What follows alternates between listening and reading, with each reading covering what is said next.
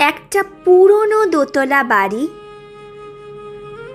ছাদের রোদে শুকোতে দেওয়া শখানেক শাড়ি, শেলফ ভর্তি সব পছন্দের বই, উঠোনে বাতাবি লেবুর পাশেই একটা মাঝারি ডালিম গাছ, দুপুরের ভোজে বেগুন ভাজা, ডালের বড়ি আর পার্শে মাছ,